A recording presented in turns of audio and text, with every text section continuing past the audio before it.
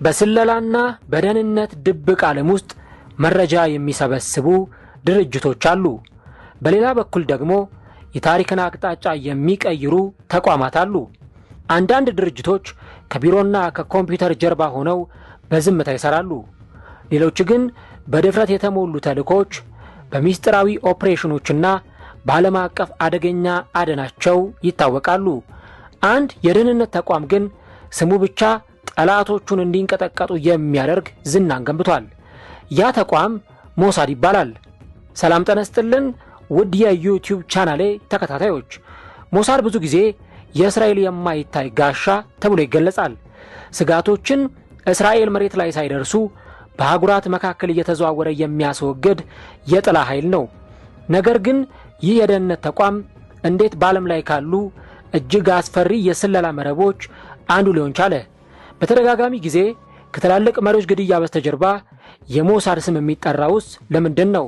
ይህንን ያልተሰማውን የሞሳድን ታሪክና ከመጋረጃው በስተጀርባ ያለውን ምስጢር በዛሬው ዝግጅቴ ላይ የማስቃኛችሁ ይሆናል።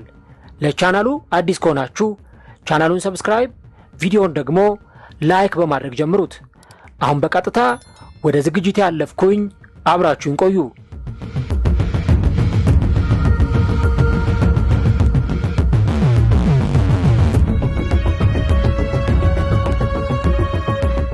የሞሳድን እድገት ለመረዳት ወደ ዘመናዊቷ እስራኤል ልደት መመለስ ይጠበቅብናል። እንደ አውሮፓውያን አቆጣጠር በ1948 በመካከለኛው ምስራቅ ካርታ ላይ አዲስ ሀገር ታየች፣ የእስራኤል መንግስት። የእስራኤል መፈጠር ወዲያውኑ ከአጎራባች ሀገሮች ጋር ግጭት ፈጠረ። ወጣቱ ሀገር በጠላቶች ተከባና ከባድ የጸጥታ ስጋቶች ተጋርጠውባት ተገኘች። የእስራኤል መሪዎች ህልውናቸውን ለማስጠበቅ ከወታደራዊ ጥንካሬ ይልቅ መረጃ እንደሚያስፈልጋቸው ወዲያውኑ ተገነዘቡ። ስለ ጠላቶቻቸው እቅዶች፣ ስልቶችና አቅሞች ጥልቅ መረጃ ማግኘት ነበረባቸው። ስለሆነም በ1949 እስራኤል አዲስ የስለላ ድርጅት አቋቋመች። ይፋዊ ስሙ የመረጃና ልዩ ተግባራት ተቋም የሚል ነበር። ነገር ግን ዓለም ብዙም ሳይቆይ በቀላሉ ሞሳድ ብሎ ጠራው። የሞሳድ ተልእኮ ቀላል ነገር ግን እጅግ አደገኛ ነበር።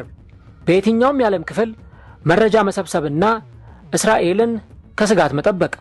ያ ስጋት የትም ያህል ርቀት ላይ ቢሆን ሞሳድ ይህንን ነገር ማስቆም አለበት። ከመጀመሪያው ጀምሮ ሞሳድ ከድንበር ባሻገር እንዲሰራ ተደርጎ ተቀረጸ። በሀገር ውስጥ ደህንነት ላይ ብቻ እንደሚያተኩሩ ብዙ የስለላ ድርጅቶች ሳይሆን ሞሳድ የተገነባው እንደ ዓለም አቀፍ የስለላ መረብ ሆነ። ወኪሎቹ በባዕድ ሀገሮች ውስጥ ተደብቀው እንዲሰሩ ሰልጥነዋል። አንዳንዶቹ ወኪሎች በሐሰት ማንነት ለዓመታት ኖረዋል። ብዙ ቋንቋዎችን ይናገራሉ፣ ከተለያዩ ባህሎች ጋር ይዋሃዳሉ፣ እናም ምስጢራዊ የመረጃ አቀባይ መረቦችን ይገነባሉ። ሞሳድ በአውሮፓ፣ በመካከለኛው ምስራቅ፣ በአፍሪካና በኤዥያ አንዳንድ ክፍሎች ግንኙነቶችን አዳበረ። በሂደትም ተቋሙ በፈጠራውና በድፍረቱ የታወቀ ሆነ። አንዳንድ የስለላ አገልግሎቶች ጥንቃቄ የተሞላባቸው ስራዎችን ሲመርጡ፣ ሞሳድ ግን ብዙ ጊዜ ከፍተኛ አደጋ ያለባቸውን ተልእኮችን ይመርጥ ነበር። እነዚህ ተልእኮች ብዙም ሳይቆይ በዓለም ዙሪያ የዜና አርዕስት እንዲሆን ሞሳድን አደረጉት። ከሞሳድ ጥንታዊና ዝነኛ ኦፕሬሽኖች አንዱ የተከናወነው በ1960 ነበር። ከሁለተኛው የዓለም ጦርነት በኋላ ብዙ የናዚ ባለስልጣናት ከአውሮፓ አምልጠው ወደ ሌሎች ሀገሮች ጠፍተው ነበር። ከሚፈለጉት ሰዎች መካከል አንዱ አዶልፍ ሃይችማን ነበር። ሃይችማን የሆሎኮስት ቁልፍ አዘጋጅና በሚሊየን የሚቆጠሩ አይሁዶችን ወደ ማጎሪያ ካምፖች በመላክ ተጠያቂ ሰው ነበር። ከጦርነቱ በኋላ አምልጦ በምስጢር ወደ አርጀንቲና ተዛወረ። ለዓመታት ከፍትህ ያመለጠ መስሎት በሐሰት ማንነት ኖረ። ነገር ግን የሞሳድ ወኪሎች ይፈልጉት ነበር። በጥንቃቄ በተደረገ ምርመራ የእስራኤል ደህንነት የሃይችማንን ቦታ አገኘ። በድፍረት በተሞላ ኦፕሬሽን የሞሳድ ወኪሎች በአርጀንቲና ውስጥ በምስጢር ያዙትና ከሀገር አስወጡት። ወደ እስራኤል ተወስዶ በጦርነት ወንጀል ክስ ቀረበበት። ይህ ኦፕሬሽን ዓለምን ያስደነገጠ ሲሆን አንድ አስፈላጊ ነገርንም አሳይቷል። ሞሳድ በየትኛውም የምድር ክፍል ጠላቶቹን ማዳረስ ይችላል። 10 ዓመታት እያለፉ ሲሄዱ ሞሳድ በመካከለኛው ምስራቅ ውስብስብ ግጭቶች ውስጥ በጥልቀት ተሳተፈ።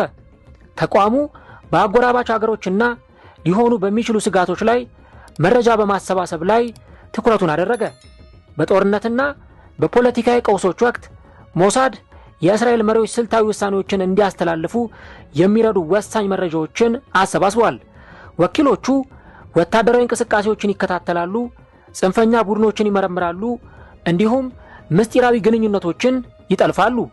ድርጅቱ የእስራኤል እጅግ ጠቃሚ የደህንነት መሳሪያ ሆነ። ነገር ግን የሞሳድ ዝና ያደገው በመረጃ መሰብሰብ ብቻ ሳይሆን ከባድ ስጋቶችን ለማስወገድ በሚያደርጋቸው ምስጢራዊ ኦፕሬሽኖችም ጭምር ነበር።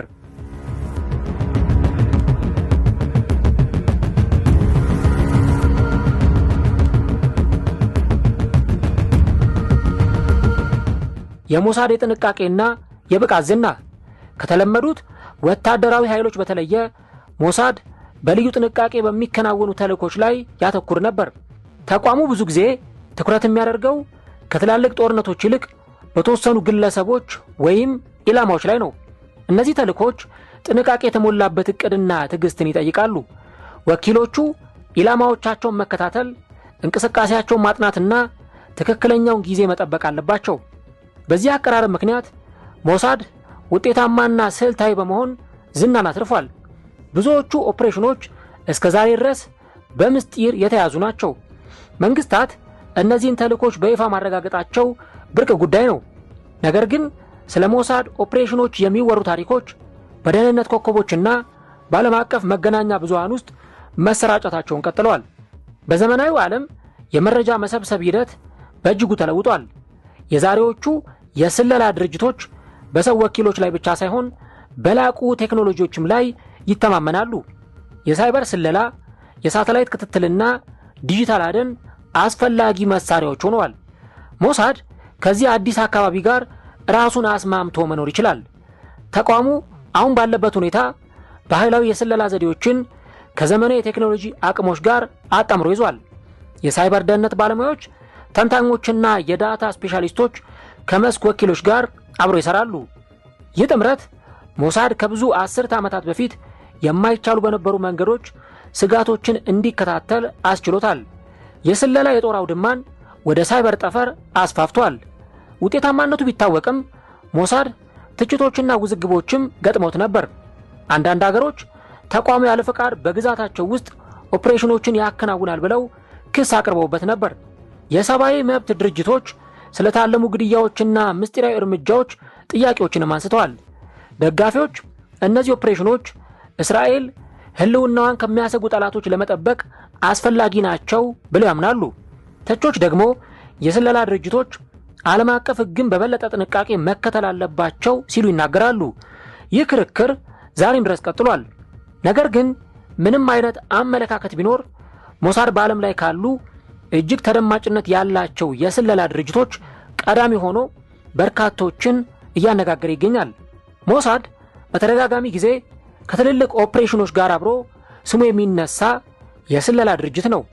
ከሳምንታት በፊትም በአሜሪካና በእስራኤል የተቀናጀ ዘመቻ የኢራኑ መንፈሳዊ መሪ አያቶላ ኦሊ ሆሚኒ ሲገደሉ ከእሳቸው ግድያ በስተጀርባ የሞሳድ ስም በተደጋጋሚ ጊዜ ሲጠራ ነበር።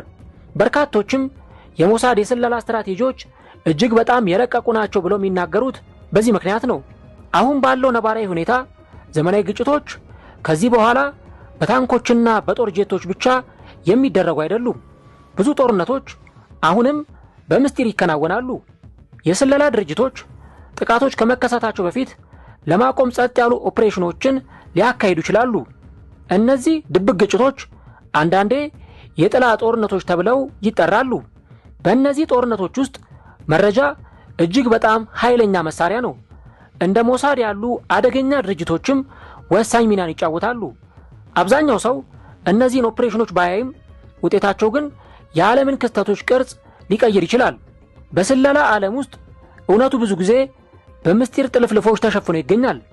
ብዙ ተልእኮች መቼም አይገለጡም። ብዙ ወኪሎች መቼም አይታወቁም። ነገር ግን የሞሳድን ተጽዕኖ ችላ ማለት አይቻልም። የጦር ወንጀለኞችን ከማደን ጀምሮ በአህጉራት ዙሪያ መረጃ እስከ መሰብሰብ ድረስ ሞሳድ በዘመናዊ ታሪክ ውስጥ ካሉ እጅግ ኃያላን የስለላ ድርጅቶች አንዱ ሆኗል።